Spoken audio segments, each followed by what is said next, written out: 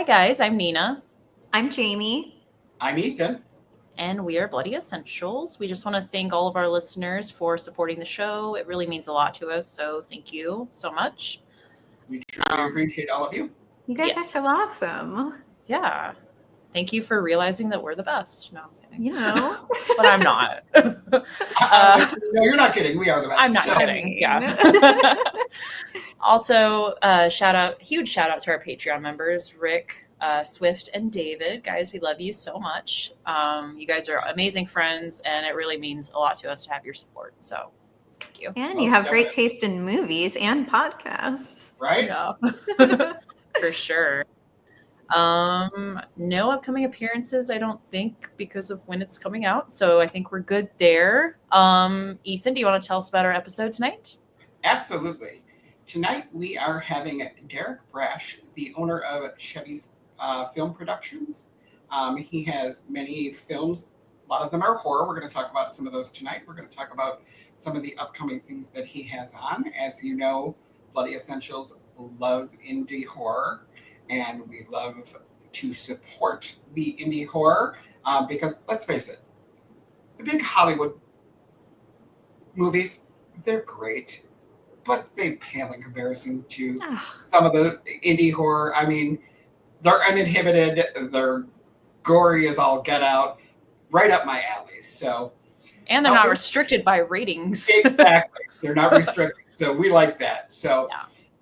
Everybody, let's welcome Derek from Cheevies Films. How Hey, you doing, Hey, Derek? Derek. Thanks for having me on.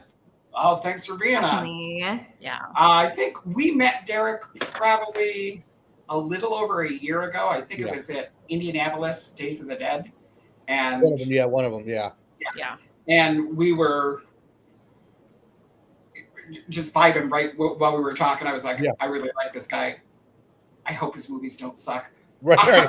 No, really, that's what I told Nina. I was like, I really like him. They're really cool people, so I Yeah. hope their movies don't suck, and they do not. So, Yeah. So I had gotten a couple of movies, and then life happens, and there was a lot of drama in my life, and we were trying to connect, and then we seen each other again at in Ohio, Yeah. and I was like, we need to make it happen. That's it. We need to make it happen. So you're here, and let's get this started. Yeah. Yeah. Awesome. So let's talk a little bit, Derek, about like what got you into horror to start with. So I gotta say, my parents were probably the start of the blueprint for me, having cable, HBO, Cinemax, Yes. watching Yeah. tons of movies, whether it's horror films, late night Cinemax films. I mean, I got to watch those heavy rotation and just seeing everything. I was always drawn toward like nudity and gore and blood. And Yeah. the movie that started for me to get into to make films. I didn't know as a kid if I wanted to be director producer, but I remember watching Evil Dead 2, Dead by Dawn, which came out in 87.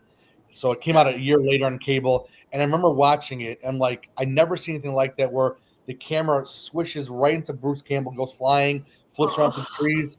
And that right there was so different than like some of the Friday the 13th, the Nightmare on Elm Street. Was like, wow, this is amazing. And it excited me. It was something fresh. And then when he's like in the room and all the things are talking, the lamps are moving around.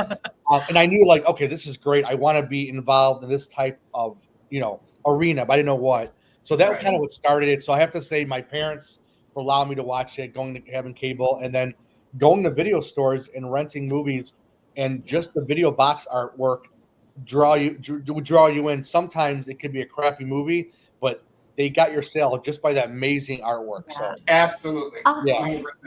And And I tell you the truth, I really feel bad for kids nowadays. I was just about to say that because there's something that's missing from not being able to go to a physical video store and look at that artwork and like, you see it on the Netflix screens or whatever, but it's not the same. It just jumps right into the trailer and it's not as No, fun. you're right. I think the patience level when a movie came out, like I saw Lethal Weapon 1987, you had to wait like 8 months to a year. Now it's like the movie is coming to theaters. Oh, yeah, I'm already watching on TV here. It's so weird. Yeah. Different time. And I know I'm showing my age, but it's like I miss that like nowadays. And I'll show people my trailer movies. Some of the people I work with, these young guys and girls, and no offense, but they're like watching the trailer and they just get bored looking at it because it's not a superhero movie or it's an Sure. original piece, and they don't. Right. I'm like, because I've been watching it, so it's like it's tough to keep people's attention span. So That's correct. Totally. And I'd love to hear a little bit about like your journey as a filmmaker, so it sounds like Evil Dead 2 was one of those movies that kind of changed your DNA when you saw it. What happened from there, and how did you kind of get into filmmaking? So my parents, I grew up in the South Suburb. I lived in South Holland, Illinois for like 31 years. And then in 1986, my dad bought a VHS camcorder from Sears in Calumet City at River Oaks Mall. And from there, my dad taught me how to shoot, like just, we film functions like Christmases and everything. And then from there, I was filming stuff with my friends, like goofy videos and just composing shots. And then that led me to keep filming stuff and watching movies and going to high school, taking 2 classes. Then I went to South Suburban College in South Holland. Then I went to Columbia College to film school to get my degree. So that was kind of like the storyline over there. That's Gotcha. And I was just a big fan. I loved movies. And as I got older, I liked, all types of movies. I was like sex and violence, the most shocking stuff, So I would have my friends come over to shock them and like, Derek, you are sick as fuck. What is this? Love it. Yes. You're in good company. If I had $1 for every time somebody said that to me, they're like, dude, you're sick. What is wrong with you? And I love shock value. I think the movie, though, that if I remember correctly, that kind of opened up my eyes to like, just it was a touch because I'm very emotional with movies. Like there was a movie that came out in 1991. Lawrence Kasdan, who did Big Chill, did a movie called The Grand Canyon. I remember watching that, and the performances were touching. There was no sex or gore, and I remember Kevin Kline and Danny Glover had this great chemistry, great friends. And I remember, oh my god, I really liked it. So I think it kind of opened up like the pathway to watch other movies that are kind of heartfelt, story driven. I still liked it other stuff, but it was kind of cool. But I want to say that movie kind of opened it up for me. I always remember that the Grand Canyon movie, Grand Canyon. So yeah, check it out. Yeah, sounds awesome. Ethan? Okay, if you're gonna pick your favorite horror movie, what would your favorite horror movie be? Your favorite regular movie be? Non-horror movie. So I'm so bad at this when I have to pick favorite bands and movies. I mean, obviously Evil Dead 2, but I have so many other ones. I have to pick one other one probably, but it's not just, there's more than one, but I'll just say 1974 Texas Chainsaw Massacre. Yes, love it. Yeah. Amazing and what's film. funny about that movie, when I saw the video box art for that, I thought this would be gory. It's really not graphic gory. There's no lips. And that was kind of misleading to me. But at the same time, it was still effective. Like when the girl gets on the hook, you have to show it. I mean, the close up of Marilyn Burns' eyes, like when they're all the craziness. It's not a gory movie, but I have more than one or two favorites, but those right there, I would say. For regular movies, and everyone knows that Marilyn Burns is the only god is the only Sally. If you've ever listened to the podcast, you would know. Okay. We reviewed the old or the new Leatherface. I am not a fan of the new Sally. They recast her. It's Marilyn Burns. Wait, I did see the new Leatherface. Is that on the bus? Yes. They're doing the tweets and I did see that. I'm sorry that you've seen it. Yeah. No, it's funny. A lot of people hated it. I think I liked it more than when people I liked it more than what people said about it. So but it wasn't my favorite one. But yeah, the Texas Chainsaw Massacre for that one. But for regular movies, being a Stallone fan, either Rocky or Rocky Balboa, he's very inspirational. I have a man crush on him. I have down in my basement, I have most of my posters. I got half of them or more are Stallone and a stand-up, and then I have other offshoots of other movies that are not Stallone. So I love Stallone. When I'm on my treadmill, I'm looking at the thing that it's the speech that he gives to Rocky Balboa. Oh, I love that scene so much. Yeah, I was just about to say because we're friends on Facebook as well. Yeah. I've seen your basement where you work out. Yeah. It's a big homage to Rocky. So I love Stallone. Yeah, I'm a big fan. I like Rambo myself. So I love Rambo. Rambo's the shit. Yeah. Stallone is a badass. I love him. He's one of my favorites. I love Tulsa King. Yeah, it's a great. Speaking of Rambo, I don't know if I've ever told this on the show, but for those of you who don't know, I grew up Baptist, and a lot of more religious Baptist people were like, "Oh my God, you like horror movies and blah blah blah," and they were freaking out that I liked Freddy and Jason and all this. But one of the main people who were ragging at me, his favorite movie was Rambo, and I was like, "What is the difference between this one man killing all these people or a guy in a hockey mask killing people?" Yeah. Everybody shut up and left me alone. Yeah, Rambo 4 from 2008 is brutal. That's a brutal one. He did his research on that. He like what an actual gun would do to the body, like, and it was filmed in Burma. Yeah, it's like he really did his research for that. I remember. Yeah. Okay, let me ask you this. Yeah. So, when did you start your production company?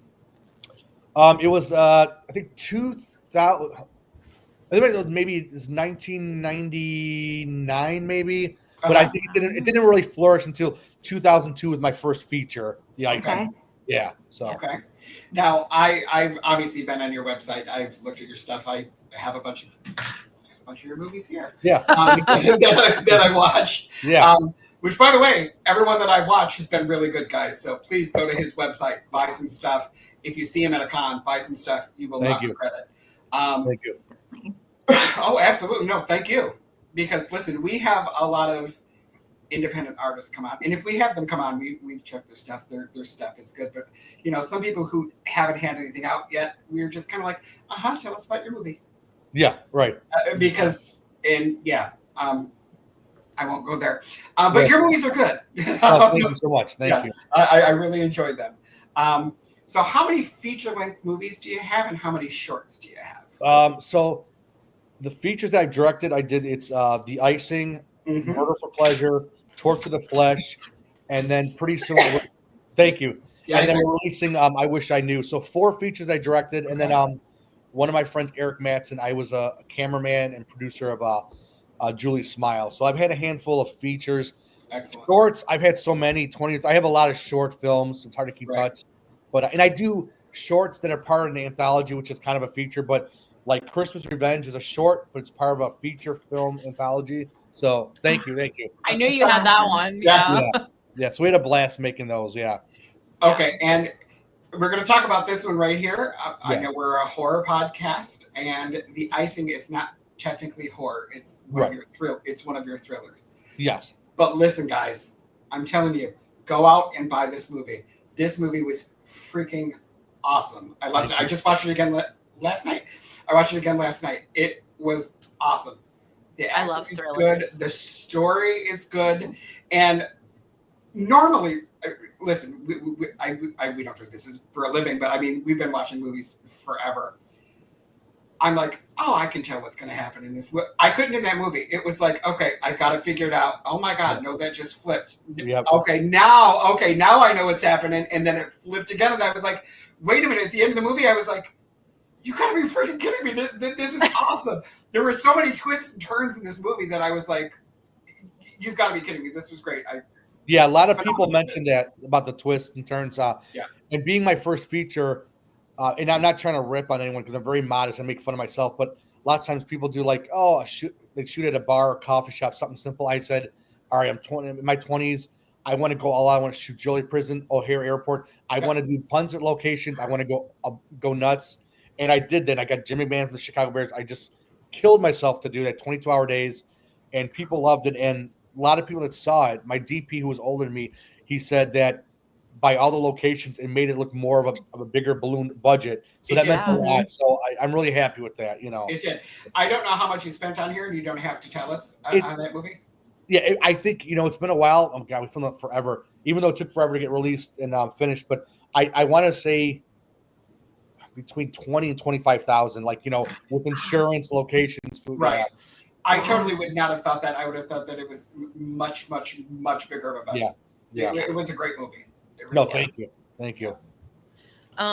Derek, what are it's hard to stay original in today's world where it seems like everybody's copying each other and, remaking things.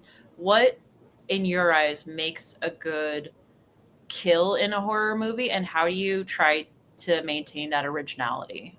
Okay, it's tough. Well, for me, a good kill is practical effects, not CGI. That's in my opinion. Yes. Practical effects, multiple camera angles so you can get it to freshen up to cut cut to the reaction of the eyes, the throat can slit. And when you've seen so many films with kill scenes, it's hard to be original. But I don't know. It's nothing. I think it's just taking all the movies I watch, and I could be driving, I could be listening to Kelly Clarkson, like, oh, I want to cut her throat off, and it could be random stuff. My mind can go anywhere, and that's how I do it. But definitely like practical 2 cameras. I remember the original camera we had for Torture Flesh, which he didn't actually work on it. He was like, well, Derek, I think you should like make it like, allude to this because you have the Titanic of gore. I'm like, no, we're going to make this gory because I'm not paying my makeup effects artist for all this and cut away. This is not Hitchcock where we, I want to show when she's getting her like neck slit or he's getting his face bashed. I want to show as best I can. Where the money is, I didn't pay like $500 for this gag to show like the reaction of the killer. Right. I try my best for that, and so for the kills and everything, try to be as creative as I can. And you totally shows. You totally did a great job there. We'll get more into Torture the Flesh in a minute. Is there anything that you have happening now? I know you're filming another movie. Do you have an Indiegogo or anything for that? Yeah, we have. So we are starting the Clown Days at Midnight. Clown Harder. It's actually a sequel or continuation of a short film I did. We had an Indiegogo up. We didn't raise the funds. And so right now we're going to be launching in another 2 weeks. We're starting over. We're supposed to start in May. We're going to shoot in September, which the first day we're basically shooting kind of almost the first day at your house. Thank you. Yes, sir. No problem. We are shooting a small scene at Gross Fest with Phil Herman, but the first full day will be with you in where you live. So we took the budget from $20,000, and when we post it, it's going to be $10,000. We were trying to get some celebrities, and for me, I'm a big horror fan, but I was trying to instead of getting a Kane Hodder or a Scream Queen, I was trying to get 2 people. What's Happening is one of my favorite shows. I was trying to get Ernest Thomas. Okay. We were talking, but I think he's religious. He said thank you so much, and he said he couldn't do it. I think because he didn't say why. I think the script was too sexual, violent. But then after that, he friend requested me, so we talked on Facebook. The other person, but they wouldn't read until I had money, was Andrew Dice Clay. So, my God, Andrew! Even though I'm a horror fanatic, I'm like, everyone does this. Like, who gets Ernest Thomas and get? So in the meantime, we couldn't get them. So what we're doing is we're taking the budget down in half. And everyone we're getting pretty much is working for free. We're going to shoot this. And when we get to our goal and when we finish shooting this, we're going to try to do a stretch goal to get another celebrity that I like or two. So, but we want to at least get this in the can and not have a celebrity dissuade us from filming. I'm not, Right. So, but yeah, Clown Days at Midnight 2. We're right now in pre-production. We're doing a trailer next week for it. We're keeping busy with that. So that's, I have many projects I'm doing, but that's like my biggest one. It's like a gangster comedy with clowns, and it's clowns against the mob. Yeah. So. Count me in. I read part of the script. It's great. So, and for those of you who didn't understand what he said, I'm not going to be in the movie, but my house is. They're filming. Right. They're filming at my house. So yeah, we posted. We needed a location. So yeah, absolutely. And anything that we can do to help you guys and help indie horror. No, thank you. Absolutely. All right. If people want to go and get your movies, they can go to cheeviesfilms.net, correct? The website, yes. They go to website, yes. Okay, and you ship worldwide and all that good stuff? What'd you say? I said you ship worldwide and all that good we don't do outside the country because it's so much money to like India or but we do within the States. And they can contact me personally because I know the website. People I feel like don't go to websites anymore, but I'm like an open book. I'm like my Facebook, my phone number. I'm like an open book. I'm not private, so they can contact me in the middle of the night. Hey, send me that movie, and I'll send it to them. So. Gotcha. Yeah. Well, when we get done here, I have a list of the movies that I want from you, and you can bring them to the house, and I'll just pay it for them. Or you don't live too far from me, so I'll just come and get them. That's right. Now, where are you going to be? Tell us about Gross Fest, and tell us about August 27th right now. So Gross Fest, I kind of knew about Gross Fest. Tom and Tim, who are brothers that are running this, and it's a festival that's in Pennsylvania, and it's truly for those horror fans.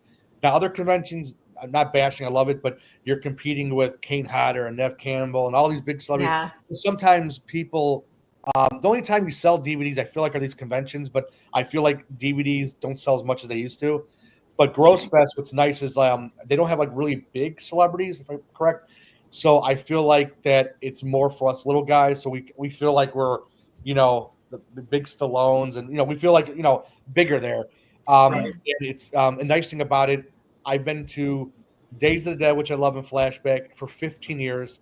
I've been asking to show my film. Nothing. Not trying to be an ass. We still go there. I love it. I'm not posting bad, but Gross Fest, we're going to be going there for the first time in a couple weeks, and they're already going to show a couple of my films. One being Cult of the Flesh, and some of Phil Herman's, who I work with, his stuff. So I'm like, wow! In one time, ask them, they're showing my films. So I kind of look at that. That's kind of awesome. like a great sign of like showing, support for the indie guys like me. So it is, and that, really, that's what it's all about. Yeah, we need to support the indie guys because here we want you to succeed. We want you to become the next Terrifier or the next Friday the 13th or the next, but we who have the little avenues, whether it be a podcast or a small venue where you can show your movies, we need to get you guys out there. Yeah. Because certainly the bigger ones aren't going to do that because they do want the people like, Kane Hodder and Robert Englund, which I don't blame them. I understand that. It's all about making money, but obviously we're not doing this for money. We're doing this because we love horror and we want to pump it back out into the universe and be like, hey, people, this is awesome. Right. And another place I want to say too, that even before I knew about Gross Fest, that's very supportive, Ken from Cinema Wasteland. Every time I'm there, he'll show one or two of my movies, and he'll show it either 1, 2, or 3 days. He's done that so many times, so I got to give a big shout out to Absolutely. Ken and Cinema Wasteland are absolutely. He is phenomenal. Cinema Wasteland is phenomenal. I had been wanting to go to Cinema Wasteland forever, and I just could never go. Same. Last year I went. Jamie, I'm telling you, we need to book it now. We need to go because I am not going to miss Cinema Wasteland. That was one of my favorite cons that I've ever done. Yep. It's small. It's intimate. It's just like hanging out with your friends. Yeah. It's like literally 3 days of hanging out with your friends. Yeah. Some of the other shows that, like I said, I love. I asked about showing some of my movies this year, 2025. All they're booked. I said, what about 2026? No, we don't have that. I'm like, it's like I gave up. I'll still give them my money and rent the table and have a good time, but it's just like and they'll show some of the same people's films, and I think it's politics, but I'm not going to go and post on Facebook like, oh, I hate them. I do like them. The people are nice. It's just like just throw me one bone, and so you can play my movie. But so. Yeah. Well, I feel like in indie horror, there are like really unique challenges, but also like really unique like opportunities too. Like for you, what are some of the biggest challenges as like an indie filmmaker? And then like what is most exciting to you kind of about the world of indie filmmaking and horror in particular? Yeah. So for me, being a workaholic, it helps me I'm good at multitasking. The toughest thing is you have the crew, you have the cast, you have the locations. It's gelling it on the same day. The locations, like you can shoot on Tuesday. The lead actor's like, I'm with my baby mama on Tuesday. And then the DP can only do Fridays. So you got to gel everything. And I usually can make it happen. So I'm like, I probably drive my wife nuts and other people nuts. So we have threads for any movie. Like, okay, guys, give me your availability for August, September. We're going to start plugging away at least 7 shooting days. And I tell people respond right away. So I'm plugging. That can be tough. Sure. The money thing is tough. My biggest pet peeve is when you have actors and actresses that, of course, they want to be on the big screen so they can show off their faces, their talent. They don't share. Like if you're doing Indiegogo for 2 months and you share it once or twice after I have to tell you, that drives me nuts. I'm easy to work with. That even crew members too, but more for like a lead actor and actress support. Like why are you sharing it? Like you have to be. I can't talk to your aunt and uncle. You got to share it to your fan base. Like if I'm a lead actor in a movie, I'm not going to someone expect to contact my uncle. I'm going to say, hey, uncle, auntie, girlfriend, boyfriend, hey, check me out. That's a struggle. And every time I say I'm not gonna tag these people that are part of the film because I'm like, because they're not going to share it no matter what. I end up tagging them. It's a struggle with that. Yeah. But the excitement working besides, I love doing the multitasking. I love the collaborative effort. It's like a rush. It's like going to. It's almost as exciting to go to a concert. I'm a big going to see Slayer or Guns N' Roses. I go to a lot of concerts and I listen to music a lot. Like I work out. Music is like a rush to me, so it's like it's so exciting, So, I'm going to piggyback on what you said about if you're in a movie, especially if you're the lead actor, why would you not try to push it out and do all this? I was just in a buddy of mine just did a movie, and he was gracious enough to let me live out my dream, and I was in the movie and I was killed in the movie. Yeah, the trailer drops the 18th. First of all, these two young ladies can tell you, I have not shut up about telling everybody and their mother about this movie. And on the 18th, when it drops, it is going to be on every social, every day. Every time you open it up, you're going to be like, Ethan, if I have to listen about Hellmare for one more second. And I'm not the star of the movie. I mean, I'm in it for probably 10 minutes. Yeah. He basically wrote the part for me because he was like, you want to live out your dream and die in a horror movie? I want to help you do that, Awesome. So I'm totally grateful to Victor for that. But I'm like, why would you not pump this out? Why would you not do that? That just doesn't make any sense to me. I get people like, oh, and they don't want to share the Indiegogo. They feel weird asking for money. I said, but this is the part thing.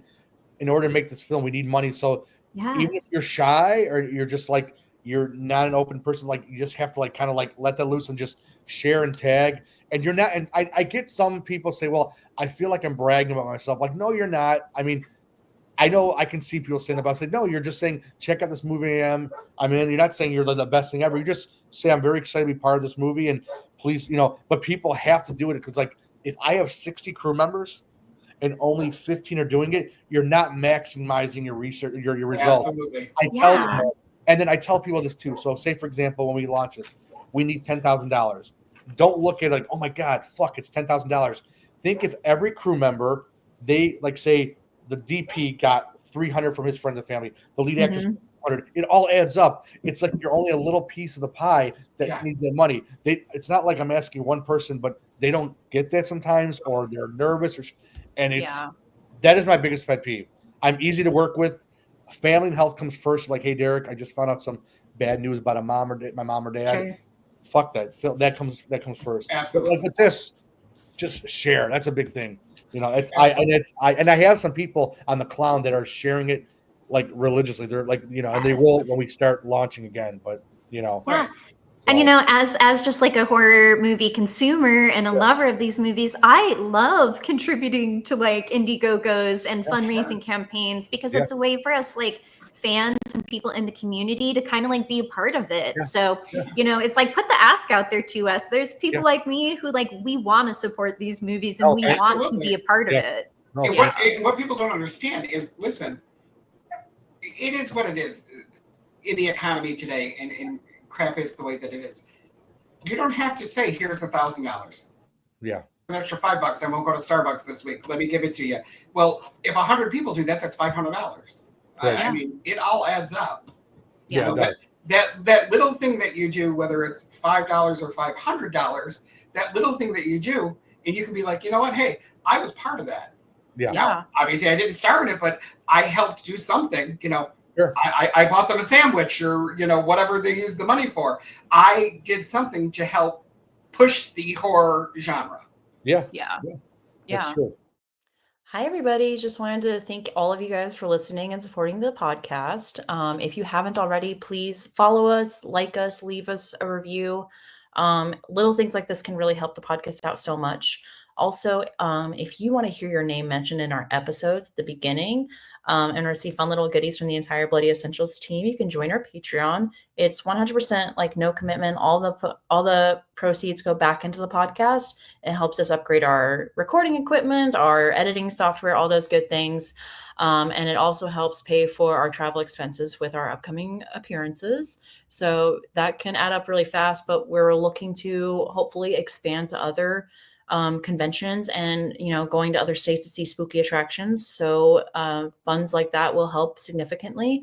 Also, I don't know if you guys know, but before we can actually like start receiving funds through YouTube and things like that, as horror creators, we need at least 500 followers on YouTube. So if you aren't already following us, but you listen to us and you really like our content, please like us, subscribe.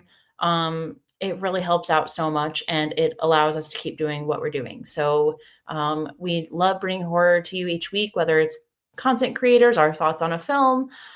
So we really want to keep doing this for as long as possible. And money is unfortunately a big way to stay on top of that. So like I said, all of your support really means a lot, and you get fun little goodies from all of us. We got Bloody Essentials merch, we got horror goodies that we've been saving for you guys, whether it's stickers, horror collectibles, like I'm talking like shirts from your favorite horror companies, Fright Rags, all those good places. And then, of course, we've got some NECA figures and all those kinds of things. So if you want to receive fun horror goodies from your Bloody Essentials crew, join our Patreon. It's going to be a really good time. We also have a Discord channel and unedited episodes before they air. So that's always exciting. And we're hoping to be doing movie parties really soon. So stay tuned for that. And yeah, just thank you guys so much for listening, and we'll get back to the show now. So let's get into Torch of the Flesh. Really great. Wow, does that kick off with like some great gore, which I love. Maybe you could start by telling us, listeners, a little bit about what the film is about and kind of like where the idea came from. Okay, so basically, there's a string of murders that are happening, and they're trying to figure out with one of the murders, it's his family gets murdered, and then they're wondering if it's the father that did it, the sleazy, shitty cop, or a third-party person.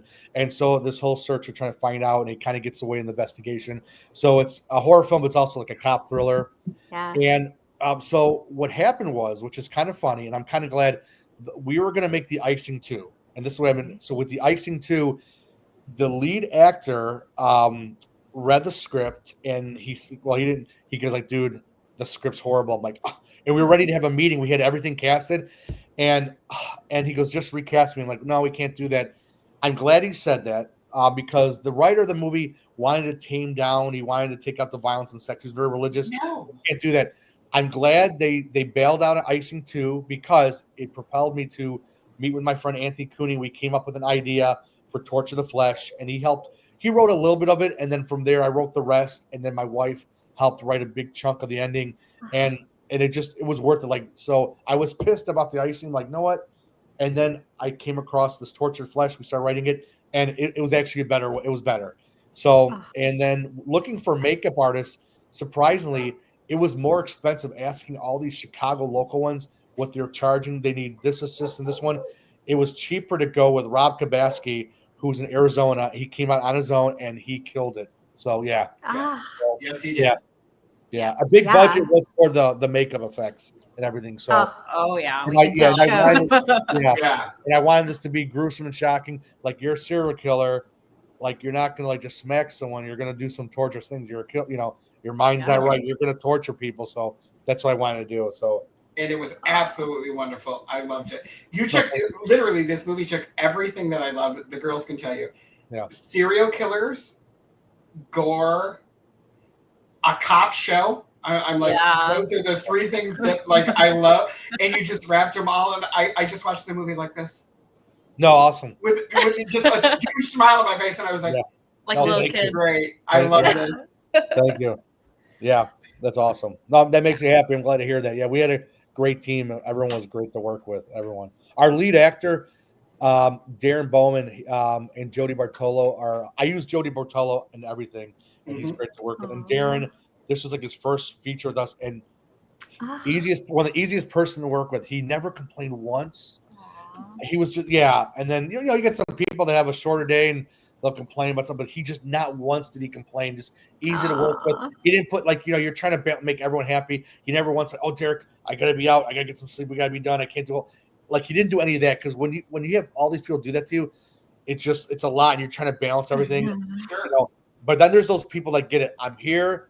I'm keeping the whole day open because filmmaking is not like a 9 to 5 job. Yeah, it can go over 2 or 3 hours, and it's and it's not sometimes it's not has nothing to do with not being organized. It's just like the actors aren't getting their lines.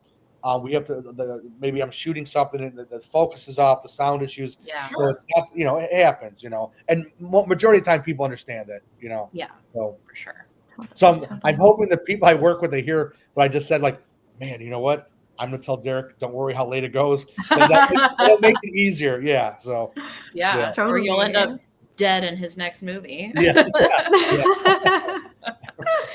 I did want to talk for a second because my favorite kill was the concrete saw kill. Awesome. What were there any issues with filming that, or what was the experience like on set? No, it was really easy. Thank God, because it's all these tools are pretty heavy. Some of them. Yeah. And the lead actor's a tough guy. He's a strong guy. He's very smart. He's one of the smartest people I know. He's smart in everything, so he knows how to operate and how to do it. And we had safety on the set, and that made it easy too. So we made sure that the girls or guys, whoever were getting killed, felt comfortable. We do blocking, and then we had to make sure we had 2 angles for a lot of the kills. So yeah, it went really good. That was a great scene. Yeah. Okay, now here's my question about the scene. Yeah. I know you don't know. I'm a contractor. I'm a sewer. Okay. I'm a sewer contractor. Yeah. So I use concrete saws all the time because I have to cut through to get down to the sewer. Yeah. I need to know what kind of concrete saw that was because I need to buy one because I have never, in the 30 years that I've done this, have ever had a concrete saw start with one pull. I'm like, that son bitch has got some magic in it. He was like, "Rrr," and I was like, how did that happen? It was so cool. I loved it. The guy that played the killer, I think that was his. He brought. I got to find out. I think that was. I don't think because we shot. The guys who we shot it. I don't know if it was already there, but I can't remember. I think the guy who played the killer, lead actor, one of the lead actors, brought that. I think I can't remember which one. Because I was like, that looks like a still. So it probably is because it's a really good. But I'm like, I have never in 30 years been able to pull it one time and have it go. I'm like, this guy's good. This guy's good. Right. He's a pro. He knows what he's doing. He's a pro. I'm like, if he needs to come work, come on. Right. So. And maybe you could tell us a little bit about the vibe on set, or maybe a favorite on set memory, for filming this and everything. So the vibe on set most of the time was upbeat and fun. Everyone was definitely dedicated. The energy, the positive energy was definitely there. I'm trying to think. Oh, okay. Here's a funny story. So one of the scenes, we had a mattress that we used to get bloodied up. So the mattress, someone I think fell back or got killed on a mattress. I can't remember what it was. So that mattress we put on top of someone's car. We thought we tied it down, and on the way home, I guess the mattress blew off, and we don't know where it went. And the next morning we shot again, and the lead actor, no, the next morning I think we were down. The lead actor would stay at our house, and he was driving to get Starbucks. And I think he said he saw the mattress on the side of the road. It was kind of a funny tidbit, but yeah. But we had a lot of fun in the set. We shot a strip club scene, and it was funny seeing some of the guys just up there the singles. They wanted to be extras. And that scene was hard because lots of the girls that were going through strippers and do nudity, it was a really cold night in January, and lots of them couldn't make it or bailed, whatever happened. So we had to, with camera angles, we had to do one of the girls that got killed in the movie. We had to reuse her. She did because she's a real stripper. She did a pole thing. It was amazing. Where she dropped down, catch her with her in her thighs. I was like, it was amazing. And then we had the one girl that there's a couple girls supposed to show up. There's supposed to be a nude scene, and I asked this one girl who does fire starting, fire tricks. I'm like, hey, I know you're an extra. Do you mind doing on the stripper pole? Do you mind? You don't have to be nude, just something sensual. So she helped us. That saved it. So we had to make it look real with angles, and it was tough because we wanted 10 strippers, and we only had 2 or 3 people, so we had to make it like a slow night and coverage, with coverage. So, but we made it work. It was tough. Yeah, you did. You made it work very well. Yeah. Very well. And I have to say that I love in this movie that everything is set here in Chicago. Yeah, and everything you're saying, because I grew up in Cicero and then moved to Hickory Hills, and I live in the South Suburbs now. Yeah. But everywhere where you were sitting, you were like 156th Street and Subport and the Garlic Fries, and I was like, I know all of these things, and I love all of this. So When he was on the radio and he was talking about it, the murder happened in Harvey, I was like, I'm working in Harvey. I know exactly where this is. Yeah. Yeah, no, I'm very like loyal to the South Suburbs, and I love the people in Chicago. I just hate Chicago. No offense, whoever lives in Chicago. I had to drive to the music box in Chicago. I'm like, oh my god, and parking. Yeah, you don't have to film in Chicago. You can find great suburbs like South Holland, Elgin. You don't need Chicago. I don't need the Bean. Everyone does that. So I get angry when I have to go to a concert in Chicago. I'm like, oh fuck, I'll still go. But I'll get angry. I'll just be like, but, I love that. I tell her that too. I'm like, I got to go to Chicago to do this. I'm going to go. I'm going to be pissed, but I'm going to go. Yeah. Oh, yeah.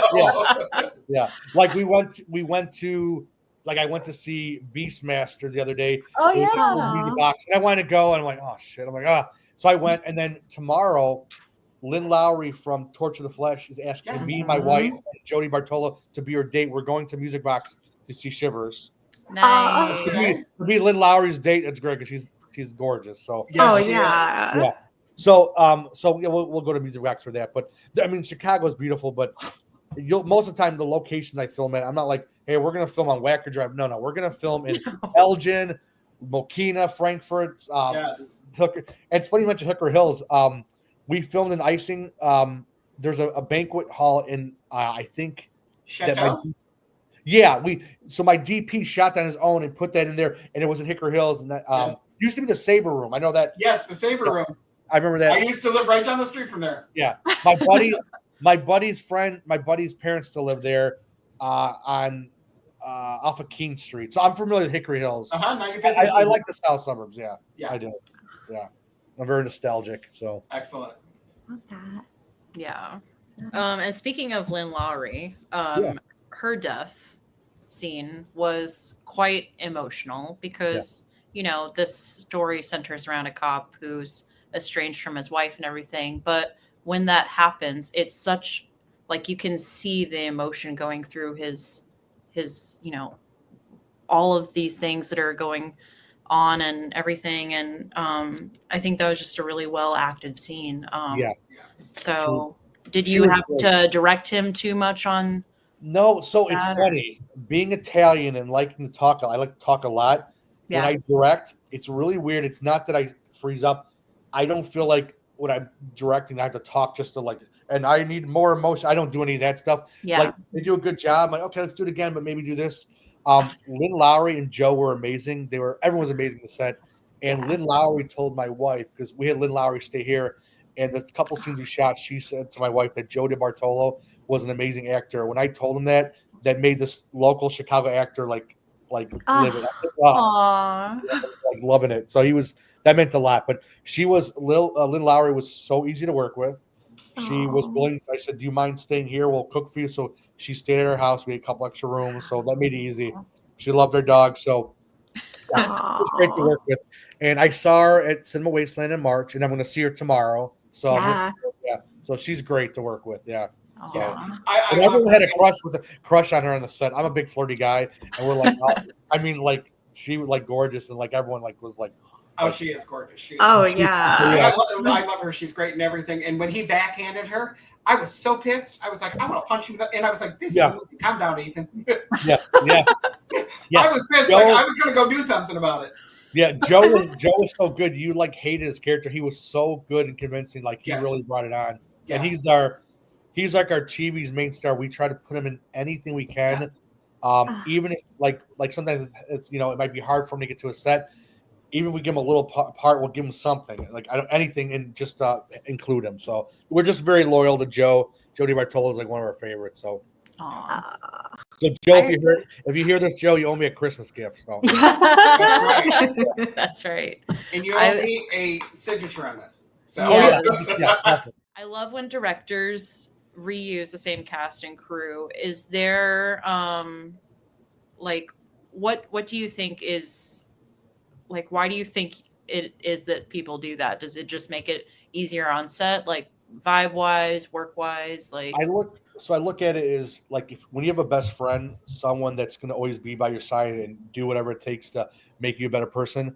Like if your car's stuck in the middle of the road, who are you going to call it? The rent's due. I'm having a fight with my girlfriend, my boyfriend, husband, wife. There's those friends that are loyal. I feel like with those actors that work on each film, they're very loyal. You know their behavior, you know their strengths, you know that they have that great work ethic, that bulldog tenacity. So it helps. And of course, if they don't fit the role, you don't use them. But so there's always going to be sometimes a part for them, a part of a production. So that's a big thing. But we've expanded where we use new actors. And the toughest thing I'll tell you, and I'm pretty thick-skinned. I know, like a lot of the people in the film community, sometimes the people get real sensitive. Not to rip on me. I'm very thick-skinned, but here's where it's hard for me because I want to be everyone's friend. Like my wife helps with this. Like I'm like, hey, I want to put this person in the movies. Like Derek, they're not the strongest actress. What about this person? So I have a hard time trying to include so many people, but you can't. Like you work with someone for 2 movies, and maybe the next 2 you don't. It's like and then in my head, like, oh, do they think I'm shitty now? Like it's weird, but you can't include everyone. It's that's a tough thing I have with casting or getting people like the same actors and crew. It's tough. It's really tough. You know? No, totally. You get people that might get mad at you, but like there's nothing you can do, but you try your best. You know? Yeah, and ultimately, like it's your name being attached to this. You don't want it to be a piece of shit. So exactly. Yeah, totally. And I'm a straight shooter. Like hey, listen, guys, we're not paying this as a freebie. We're not even paying gas. We're all just a passion project. I'm right off the bat. I don't like, oh yeah, I'm gonna get $20,000. I'm not one of those lying. I got Felissa Rose and I got Kane Hodder. I'm not gonna lie when I never talk to them. I'm always honest, So and when things go behind schedule, I always update because sometimes like the director producer hasn't responded in 6 months.